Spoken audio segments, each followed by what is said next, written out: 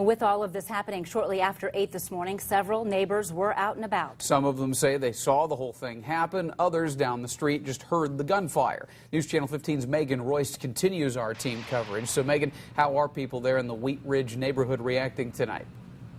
Well, Mark and Heather, take a look around. You can see it's a quiet suburban neighborhood, kids on their bikes and walking around. People tell me things like what happened this morning don't happen here. Gallmeyer saw the shootout. She had just gotten back home from dropping one of her 3 children off at school. It sounded like fireworks, firecrackers going off, like pop, pop, pop, pop, pop, pop, pop. Somewhere between 8 and 12, I guess. It's hard to count when they're going so quickly. Neighbors say this isn't the first time police have come out to the neighborhood to deal with the man they shot and killed today. Around the same time last year, he tried to kill himself. A year ago in summertime, Ryan, who is the boy who was shot, had a problem.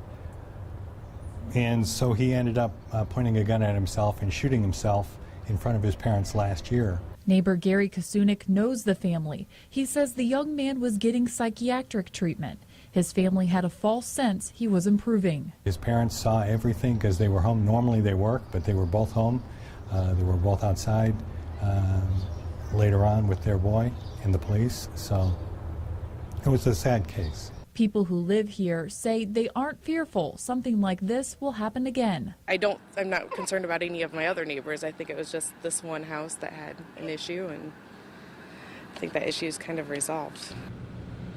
Things here in the neighborhood seem to have gone back to normal. The coroner hasn't released the name of the man that was killed this morning. For now, reporting live from the mobile newsroom on Weymouth Court, Megan Royce, News Channel 15.